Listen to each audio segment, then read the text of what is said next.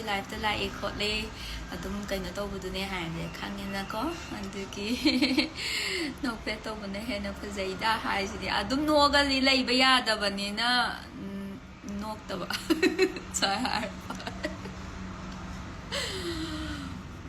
ꯑꯗꯣ ꯑꯩꯅ ꯃꯌꯥꯝꯗ ꯄꯥꯎꯖꯦꯟꯖꯕ ꯂꯥꯛꯏꯁꯦ ꯑꯩꯒꯤ ꯂꯩ ꯌꯧꯔꯛꯑꯦ ꯍꯥꯏꯕꯒꯤ ꯂꯥꯛꯄꯅꯤꯀꯣ ꯑꯗꯣ ꯂꯩ ꯂꯥꯛꯑꯒ ꯑꯩꯈꯣꯏꯒꯤ ꯂꯩꯒꯤ ꯂꯩ ꯉꯥꯛꯇ ꯉꯥꯏꯔꯦꯕ ꯍꯧꯖꯤꯛꯁꯦ ꯑꯗꯨꯅ ꯑꯩꯁꯦ ꯊꯥꯒꯠꯄꯁꯨ ꯇꯟꯕ ꯊꯥꯒꯠꯇ꯭ꯔꯦ ꯁꯤꯖꯟ ꯑꯣꯏꯕꯅꯤꯅ ꯅꯍꯥꯟꯋꯥꯏꯗꯤ ꯂꯩ ꯌꯣꯟꯕꯒꯁꯦ ꯏꯇꯣꯝꯗ ꯂꯩ ꯌꯣꯟꯕꯤꯅꯦ ꯁꯣꯝꯂꯣꯝꯗ ꯇꯥꯔꯝꯃꯤꯁꯦ ꯍꯧꯖꯤꯛꯇꯤ ꯀꯥꯏꯗꯒꯤ ꯂꯣꯏ ꯂꯩꯒꯤ ꯂꯩ ꯉꯥꯛꯇ ꯍꯥꯏꯌꯦ कुरे उखीदब लास्ट ईयर लाइफ वैलेंटाइन मांग उखीबदगी अदुने वैलेंटाइन्स मतमदंगने अइना लाइफ थोलकदोइसे कइगिनो हाबदा अइदि लैगे अपडेट तौब थोलकपनेबा थोइनो अइना लाइफ ता थारगा मयामगदि का हनाई वारी सनते अदुदना अइदो दुकान दा लैबा मतमदा अइगी लै लाकबगी अपडेट ओइना अइ लाइफ मचा मचा सुम तौरकपनिदा अदो मयामदा लै यौरे हाबदुमा सुम खंगहनगेना अइना सुम थोलकपने दो लई ओइनदी अइना फोटोदा कइनो बंसकुंबा मयाम पुनपुना अइगी लैरांगी पेज चा अदुम थागतपनेबको अदुगा आइना स्क्रॉल तौबा खुदिंगी लैगे लै ngakta sungai khala amne na valentines week oibagi kaidegi thank you rahul hai rahul yam suffocating oi draw da ta itai na se asupa jaise kai maram gino hai चाबगी चे से करम दुकान दा लैगे चे लैब कान दा लाके उनिंगे हाय बीके कैंडल हाउस से अईगी लैरांग द फ्लावर शॉप दा संगाईप्रोगी स्कूल मंदी योद्रिंगाई दा लैय इम्फाल कॉलेज तगी खितंग हाइदरबदा अदो अईगी सर्कल हाइबदी अईगी कस्टमर ओइरो अई नुसिबिबो मयामना अईगी दुकान दगी लई लेबा लाओ हाइबसिगिने अइना लाइफ थारैसे वैलेंटाइन्स वीक ओइरबनिना लई योनबिगिदि लई लई लाओ हाइ तामनि नत्रा लईसे सुम पामजना अदुम योनजरकपने द लईसे हौजकान मी याम योनबगी होरेल चंगके चे हाइ होय चंगओ चे चा चारबो हाइ चक चा तरी लईसे उलारोइगे लईसे मयाम लागा लई अदो लई उतपजे अई कइनो तौ कइगिना हाबदा लैगी लै ngakta ngaire hojikse red rose kaya pige bukida hai hojikse red rose se ngarang bao 60 oibane bako ngasi nong ni ngasi hayeng sida aina khamda 80 gi chang yogi doi male do lai se stick ta rose ama stick to aduma da 60 yograbane 80 yora ani ngasi nong ni sida mayang na loin chana grabane aduna अइना अमरोम द खले लैसे खुदा की योन बगी हांगा की बिजनेस सौजब मी गई हतक खितम वादो माले लै याम तांखतपने लै फजाना तांखले मैमना सानरे मैमना दि हाइनि को अस लै अमदा साइन पीदन लैबा लै याम तांग्रे खोदख्रे हाय लै दु स्वाई की फार्म दे ककप नते को आ दगी ने फ्लाइट का तोंगा मोइसु याम नुंगाइना लाख्रजाने एसी मनुंगा अंदुगी चार्ज तो याम वांगे मोइसु ट्रांसपोर्टेशन चार्ज से फजना वांगबने अंदुगा लैगी क्वालिटी दसु लैबने होजकान लै तांगे हाइबा नतना उपाय लैते अदो मयाम ला ओ लै लैबा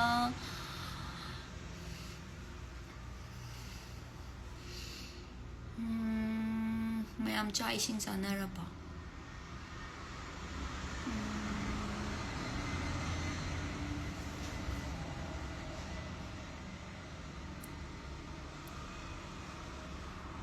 Chinang kuta do kai dei no ham phasei hai lei di ni kai do ama pa de ni ai na kenja ni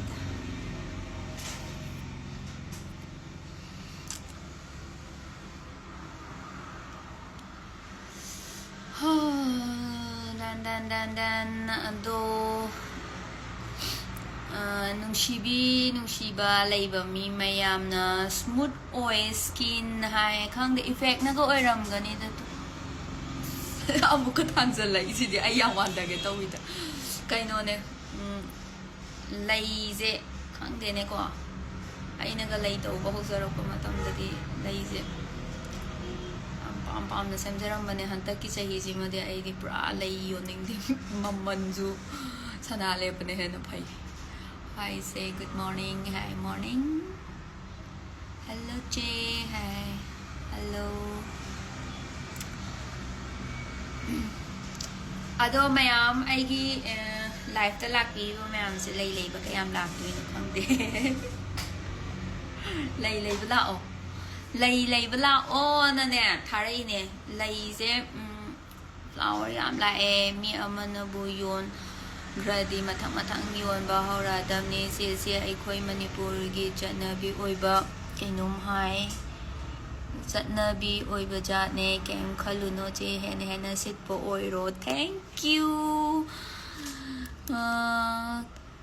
Ya potak tauna itai mase noglak ladi rasi na yo me layon pham hai biro che lak toi ne che hai ai gi layon pham se kaino da changai progi kuire ai gi de hamba chahi taru phajala kadore do ai lai la e adu to ya da to e kain ga to do sum hai na rak tre ba ko social media ga je sai na scroll to ba ya tre lai gi update mayam tre na wai sai ni na ido lai je hojiki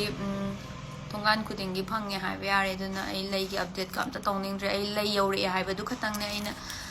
kaino to re je confirm to re je ai gi regular customer hai tare ko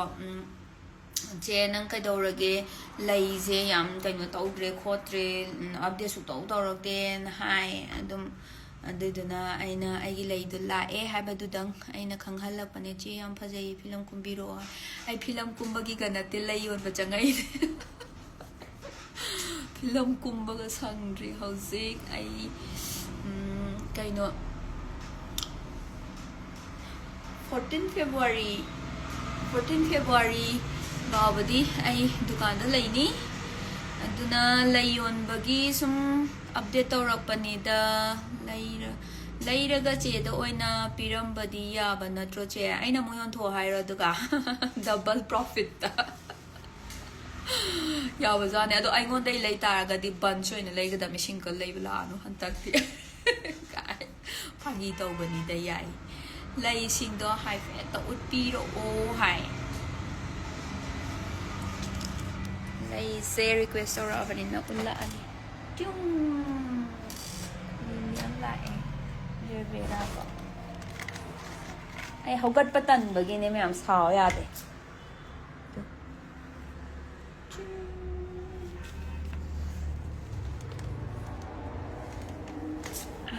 rose cái đi anh cái thuốc để hầu dự sẽ rose cái season oi bên này nè rose sẽ đã là cái sẽ yêu đấy sẽ tàu ấy hai và đôi tàu để mà anh là rose út hai na rose lạc tập mà ni có ai cái rose mẹ am lấy anh rose sẽ có thuốc để anh rose lạc mẹ am đây anh đó ai cái way na customer hai ta rồi có ai cái nó tàu giờ vậy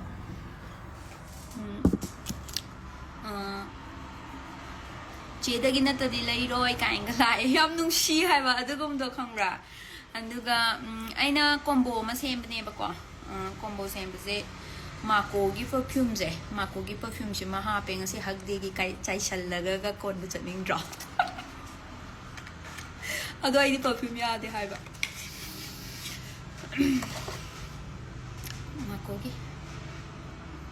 Makogi perfume je ha pe aina combo sem ba da hap tui ne andegi Valentine's card yaw ra ani aina combo sem ba matam da andegi de dang dang how's it go see what is this guy heart ne heart pakhang mayam na nupi gi thamoi mel to han ge hai ta de candle si ma pishalla ane de si gi mai hek su matam da lang thokra dam ne nunga laga yes ngak ta ne hai rak tai se propose to buda che nang se phajaba sahan han de hai lal khu pangam hay ro cái hay nó không để thank you ngào gì hay hay rồi ngào mình là sẽ thật sự drop thật sự bên đây cái nó cái gì để battery cái gì đặc biệt này battery lu cái hay sẽ lấy có live thay ngay sẽ anh đấy nè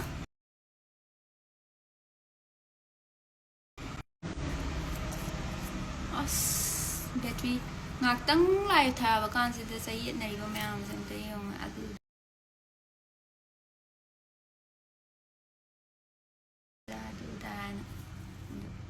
rose amani purake ko I red rose di rose to aina saida thamba sidane ko customer khara la eba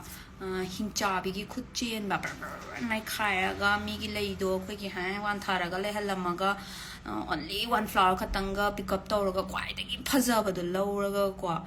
pisa taw kai tawrak customer la eba ai yon rasu to ke adugo ma customer ro aingon changbira kanu ko lei o khai ba mi changbira kanu aingon da adum tang ai request so ga tai dei kem khande aduga ai gi lei se o khai ram ba matam dai do heart kai ba duna lei di o khai biram ga no changak pa matam da nu pi na khara ki hele ot pa se ko ando khangde phajai yen tawra ga ne khangabra hekta chenjan gra ga ot khai hai ba moi se lei se rose ulu o hai ai rose buns ama pura ke do ko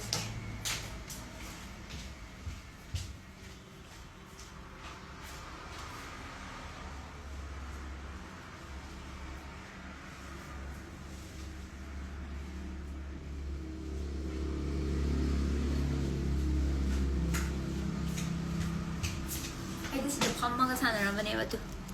ai rose sorry hausikan rose se akoi ki ngahang ki yo na bo hona bada magi quality maintain tau do rose me ama yorok pane ba ko habidi rose phajadra to some secret am tai trying phajab ne press tang out ga gira khang de artificial je phane amna ka to tar ga su thola aga su aina spam ba oi de ha ga artificial je ti ando lei lak matam da ne ko lei do phajana pai ra ga ha ba di lei je makhok ta yari ga sai area si da pai ra ga khanbi ga da bane ha ba nupi sing se nupa gi thamoi ot pa di handok ta na lei su ot pi ra ba oi re o hai phaja ot le moi di lei je ko sigi mathak ko phaja je moina khalla ga sai ma khuchina loi thema me hadi khuche amaga sumana de mahik su tongi dana lei je mayangi dukan da ga di lei je pai ba theng ma ga amta ya ponte do akhoi gi sta di ne lei phaja ye haira ga ko loi o khaira mani ba o khaira moina o khaira ba je lei je amam da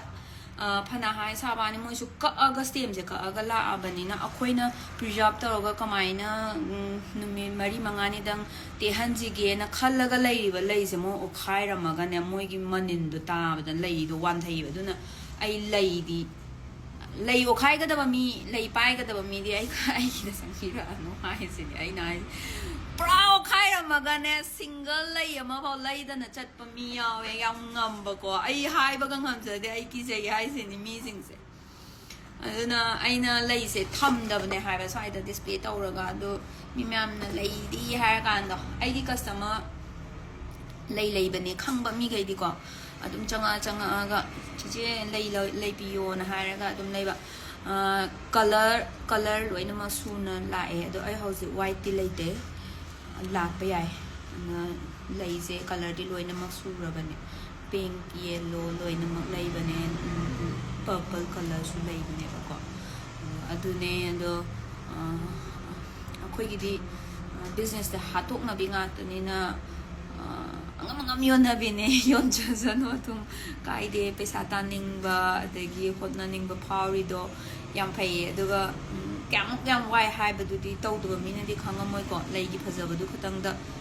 lei yon ba ji di akhoi ju yon be ai na profit fa nyam phangang ba ni le adu khatang tau ra ga business tau ge hai ba di tau no ha di step 2000 ringai da moi na yu li ba lei se kai de lo ba ja no kyam yam na pha ba quality oi ja no kayam kui na project tau ba ya ba ja no kai se hana phaja na khang ba matung da dukan ga hanga ga tau bo oi ga di yam phai nena nungai ri ba nang bu nung dang taram mani noi don da di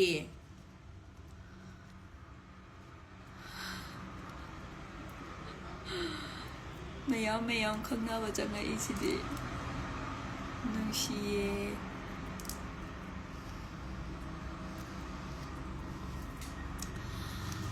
life thara ga lai yun jari dunia ta si nungai ri Meitei ꯍꯦꯟꯖꯥꯡ ꯇꯞꯇꯥꯏ ꯄꯨꯔꯒ ꯆꯠꯂꯝꯃꯅꯤꯅ ꯑꯗꯨꯅ ꯍꯧꯖꯤꯛ ꯃꯩꯇꯩ ꯍꯦꯟꯖꯥꯡ ꯉꯥꯛ ꯆꯥꯔꯝꯈꯤꯅꯤ ꯑꯩ ꯈꯪꯉꯦ ꯆꯥꯊꯔꯣ ꯍꯥꯏꯁꯤꯅꯤ ꯃꯊꯪ ꯑꯃꯨꯛ ꯊꯣꯛꯂꯛꯄꯗ ꯃꯌꯥꯝ ꯄꯨꯔꯒ ꯆꯪꯅꯕ ꯆꯥꯗꯅ ꯆꯥꯕꯁꯤꯁꯨ ꯌꯥꯝ ꯊꯤꯅ ꯍꯥꯎꯕꯅꯦ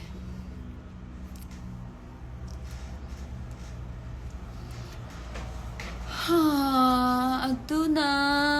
ꯃꯌꯥꯝ ꯚꯦꯂꯦꯟꯇꯥꯏꯟꯁꯅ ꯂꯥꯛꯄꯗ ꯅꯣꯏ ꯅꯨꯡꯁꯤꯅꯕ ꯃꯤꯈꯩ ꯊꯨꯡꯖꯔꯣꯅ ꯋꯤꯁ ꯄꯤꯗꯣꯏꯅꯦ ꯑꯩꯅ ꯍꯥꯏꯕꯗꯤ ꯊꯨꯡꯅꯅꯤꯡꯗ꯭ꯔꯣ ꯃꯦꯀꯞ ꯊꯣꯛꯄꯗ ꯌꯦꯡꯂꯤꯅꯦꯌꯣ ꯐꯃꯨꯡꯗ ꯌꯦꯡꯉꯤ ꯃꯥꯜꯂꯦ ꯐꯃꯨꯡꯗ ꯌꯦꯡꯉꯤꯔꯥ ꯍꯥ ꯑꯗꯨꯅ ꯃꯌꯥꯝ ꯅꯨꯡꯁꯤꯅꯕ ꯊꯨꯡꯅꯅꯤꯡꯕ ꯅꯨꯄꯥ ꯑꯣꯔ ꯅꯨꯄꯤ ꯑꯩꯒꯤ ꯂꯥꯏꯐꯇ ꯌꯥꯎ ꯇꯥꯔꯗꯤ ꯑꯩꯅ ꯂꯩ ꯂꯥꯛꯄꯗꯣ ꯋꯤꯁ ꯄꯤꯊꯗꯣꯏꯅꯤ ꯊꯨꯡꯅꯖꯔꯣ ꯃꯊꯪꯗꯗꯤ ꯂꯨꯍꯣꯡꯕꯒꯤ ꯅꯥꯆꯣꯝ ꯑꯣꯏꯅ ꯂꯩꯕ ꯂꯥꯛꯎꯀꯣ ꯀꯥꯏꯗ ꯏꯁ ꯕꯣꯔꯒ ꯌꯥꯝ ꯄꯤꯅꯗꯥꯏꯅꯦꯀꯣ ꯂꯩ ꯌꯣꯟꯕ ꯑꯗꯒꯤ ꯄꯣꯠ ꯌꯣꯟꯕ ꯃꯤꯁꯤꯡꯁꯦ ꯑꯩꯁꯨ ꯄꯤꯊꯔꯔꯣꯏ ꯀꯩꯅꯣ ꯂꯩ ꯕꯣꯔꯒꯤꯗꯤ ꯕꯣꯔ ꯄꯤꯕꯕꯨ ꯃꯥꯡꯖꯕ ꯀꯩ ꯂꯩꯒꯦ ꯄꯤꯊꯣꯛꯀꯦ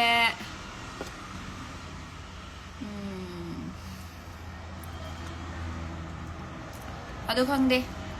ꯂꯩ ꯂꯩꯕ ꯂꯥꯛꯑꯣ ꯑꯔꯣꯏꯕꯗ ꯌꯥꯝ ꯍꯩꯌꯦ ꯍꯥꯏꯁꯤꯅꯦ ꯍꯩꯇ ꯌꯥꯕ꯭ꯔꯣ ꯀꯩꯅꯣ ꯃꯤ ꯏꯁ ꯀꯔꯕꯥꯔ ꯇꯧꯒꯦꯅ ꯊꯣꯛꯂꯛꯑꯒꯕꯨ ꯍꯩꯒꯤꯌꯦ ꯃꯤ ꯂꯩ ꯌꯣꯟꯕꯤꯅꯤ ꯀꯩꯅꯣ ꯂꯩ ꯑꯃꯃꯝ ꯄꯤꯁꯜꯂꯣ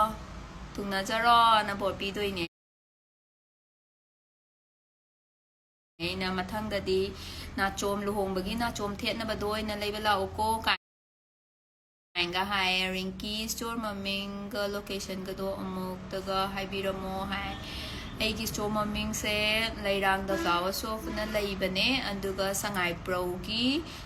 ꯁꯦꯀꯦꯟ ꯁꯨꯕ ꯑꯣꯏꯜ ꯄꯝ ꯏꯝꯐꯥꯜ ꯀꯣꯂꯦꯖꯇꯒꯤ ꯈꯤꯇꯪ ꯍꯥꯏꯊꯔꯛꯄꯗ ꯑꯅꯤꯁꯨꯕ ꯑꯣꯏꯜ ꯄꯝꯗ ꯂꯩꯔꯦ ꯀꯥꯏꯗꯅꯣ ꯃꯐꯝ ꯍꯥꯏ ꯁꯉꯥꯏꯄ꯭ꯔꯧ ꯁ꯭ꯀꯣꯟ ꯃꯟꯗꯤ ꯌꯧꯗ꯭ꯔꯤꯉꯩ ꯑꯦꯌꯔꯄꯣꯔꯠ ꯔꯣꯗ ꯁꯥꯏꯠ ꯂꯣꯝꯗ ꯑꯗꯨꯝ ꯇꯝ ꯇꯥꯔꯦ ꯍꯥꯏꯁꯤꯅꯤ ꯇꯝꯃꯨ ꯀꯩꯅꯣ ꯇꯝꯃꯒ ꯍꯩꯔꯛꯀꯗꯕꯅꯦ ꯑꯩꯈꯣꯏꯁꯨ ꯃꯤꯅꯒ ꯕꯣꯔꯒ ꯄꯤꯔꯛꯄꯗꯣ ꯑꯁ ꯃꯥꯏꯁꯦ ꯐꯪꯗꯧ ꯃꯥꯜꯂꯤꯍꯦ ꯀꯥꯏꯅꯒ ꯈꯜꯂꯒ ꯃꯤꯉꯣꯟꯗ ꯑꯃꯨꯛ ꯄꯤꯕ ꯇꯝꯃꯤꯅꯤ ꯀꯩꯅꯣ ꯍꯩꯔ ꯄꯣꯛꯂꯛꯄ ꯀꯅꯥꯝ ꯌꯥꯎꯕ ꯅꯠꯇꯦ ꯇꯝꯊꯣꯛꯏꯅꯤ ꯑꯩꯈꯣꯏꯁꯨ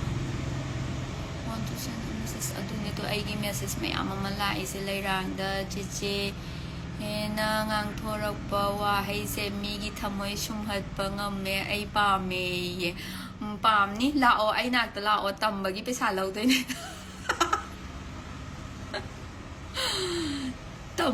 ꯇꯝꯃꯤꯟꯅꯔꯁꯦ ꯄꯨꯟꯅ ꯍꯩꯅꯕ